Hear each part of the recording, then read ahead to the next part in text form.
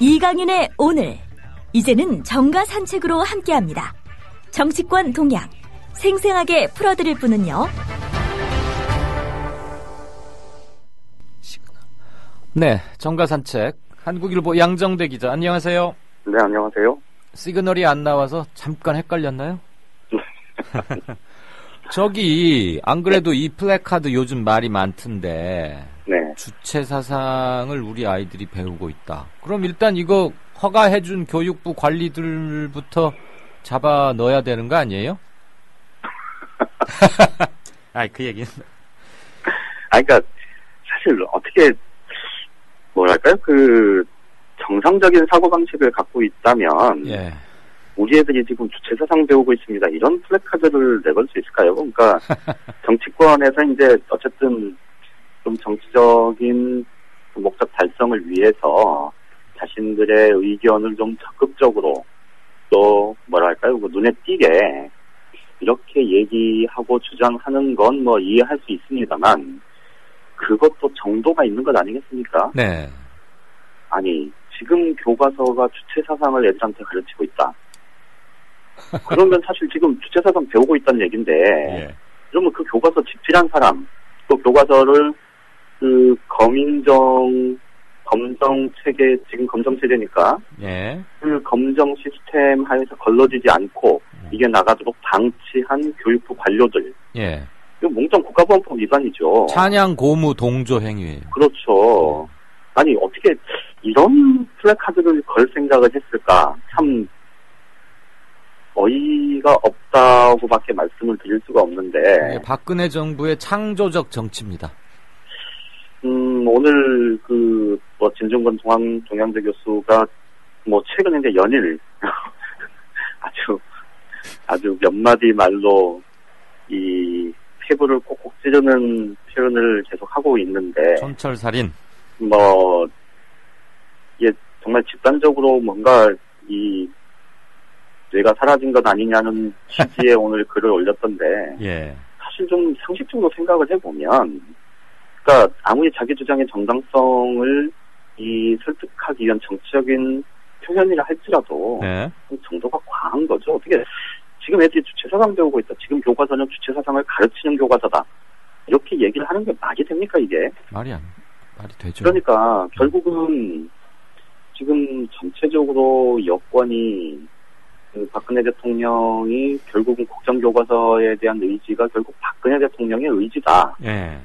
이런 게 보도를 통해서든 아니면 청와대에서 간접적으로 얘기를 해서든 어쨌든 그게 이제 확인이 된 다음에 곧바로 지금 새누리당이 앞장서서 당 대표, 원내대표가 이 국정교과서를 그 명분을 잡기 위해서 색깔론을 끄집어내지 않았습니까? 예. 그 색깔론으로 결국은 가겠다라는 것을 분명하게 보여준 건데 어쩌면 이게 굉장히 좀 가장 직접적으로 이 자신들은 이 핵심을 관통하는 표현이다 이렇게 봤을지 모르겠습니다만. 예. 이게 상식을 가진 국민들 입장에서 보면 이거 좀 진짜 너무 하는 것 아니냐, 막 나가는 것 아니냐 라는 비판적인 그 시각을 갖기 충분한 그런 상황이 아닌가 싶습니다. 지금 필진들이 오늘 김무성 새누리당 대표를 포함해서 이 색깔론을 제기한 이 당사자들을 지금 이제 검찰에 고발을 했는데, 네. 물론 검찰 수사가 제대로 이루어질 가능성은 거의 없다고 보지만 어쨌든 이 문제가 정말로 새누리당이 좀 충수를 두고 있는 것 아니냐라는 생각이 들 만큼 굉장히 좀 뭔가 서둘러서 빨리 끝장을 보려는 그런 좀 조급함이 보이는 것 같아서요. 예. 지금 새누리당에서는 사실 수도권 의원들을 중심으로 해서는 사실 교과서 문제 이렇게 처리하면 안 된다는 생각을 갖고 있는 의원들이 꽤 있습니다. 그러니까 영남권이야 모르겠습니다만 수도권 같은 경우는 사실 여야 각계 지지층의 지지 거기에다가 보통 5% 안팎으로 이 총선 승부가 나는 경우들이 많지 않습니까? 그렇죠. 그러다 보니까 중도적이고 좀 개혁적인 그런 보수의 모습, 이런 것들을 보여줘야 할 필요성이 굉장히 큰 그런 경우들이 많은데, 이렇게 되면 사실 대도시권, 이 수도권 의원들, 새누리당 후보들이나 새누리당 의원들은 사실 좀 굉장히 깝깝할 겁니다. 역풍 맞는 거 아니에요? 너무 이렇게 그렇죠. 저열하게 나가다가. 그러니까 며칠 전에 이제 유승민 전 원내대표, 전에도 한번 말씀드렸습니다만, 유승민 의원이 보수 진영, 보수 합리적 보수 정치인이면서 이 주목을 받는 이유는 예. 정말로 앞으로 대한민국 보수가 어떻게 나가야 되는지 그 시대 정신과 정치 노선 이런 것들을 좀 비교적 분명하고 명확하게 제시했기 때문 아니겠습니까? 예. 그 점에서 유승민 의원이 무슨 교과서 국정화 이게 당론이냐, 당론으로 정한 바 없다라고 얘기를 한 건 사실 굉장히 좀 비판적인 시각을 드러낸 거다, 이렇게 볼 수 있는데, 그렇죠. 그런데 지금 이제 새누리당 내에서 지금 수도권 의원들을 중심으로 해서도 사실 별다르게 반발하는 혹은 이 문제를 지적하는 목소리가 지금 거의 없는 상황 아닙니까? 네. 그런데 실제로 만나보면 수도권 의원들 굉장히 전전긍긍하는 경우들이 꽤 많습니다.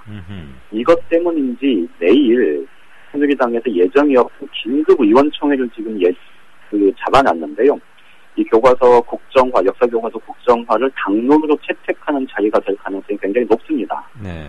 근데 이렇게 되면 이 새누리당이 그동안에 당론은 아니었다라는 걸로 일부 좀 거리를 두는 의원들이 있었다면 이제 완전히 올인하겠다, 당정청에 진짜 올인하겠다는 그 자리가 될 텐데, 예. 그게 과연 전체적으로 지금 수도권 의원들한테 도움이 될 수 있을지, 내부의 반발이 어떻게 터져 나올지, 그런 건 좀 지켜봐야 될 것 같습니다. 이념 전쟁, 색깔론으로 또 내년 선거를 치르겠다. 설마 그럴까요? 그런 것까지는 아닐 거고요. 글쎄. 다만 예.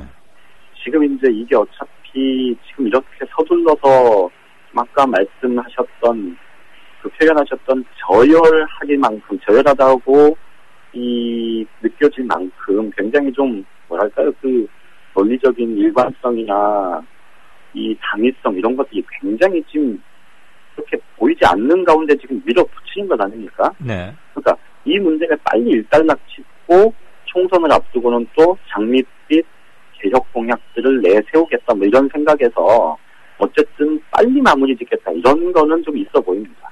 네. 바른손이라는 닉네임을 쓰시는 분께서 새누리당에 전화했더니 대꾸를 잘 못하고 밑에서 일하는 사람만 그냥 고충이 심한 것 같다 이런 말 주셨는데, 양 기자 지금 리포팅하는 도중에 주체사상 부분에 국사교과서에 이렇게 쓰여 있답니다. 저도 우리 청취자분 때문에 알게 됐네요. 주체사상으로 북한이 독재를 하게 됐다. 이렇게 기술돼 있대요.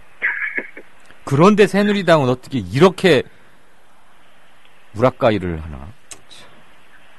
이거 무라카이 이것도 그러니까 금지입니다. 사실 교과서가 좀 좌편향돼 있다. 이렇게 지적을 하는 건 주장으로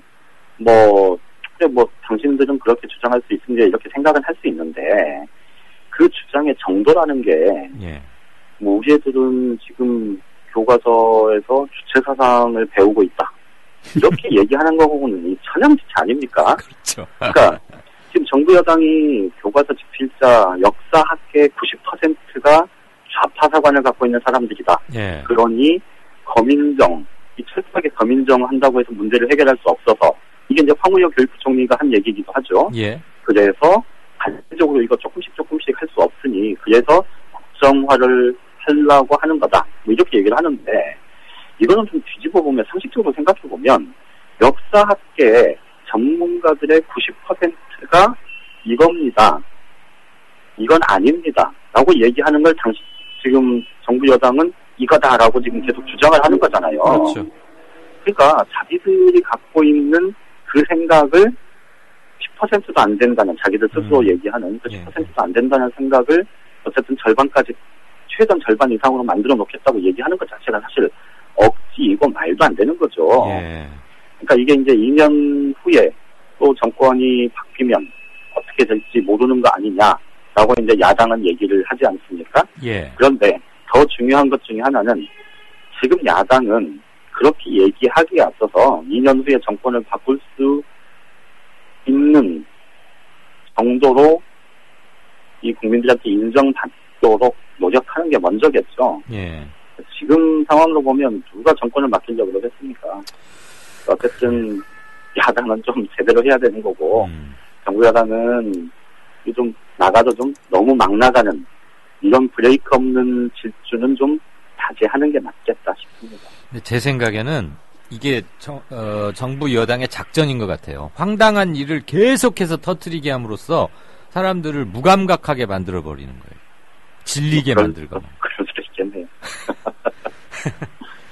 아, 이거 참 이러면 안 되는데 할 말이 없네요.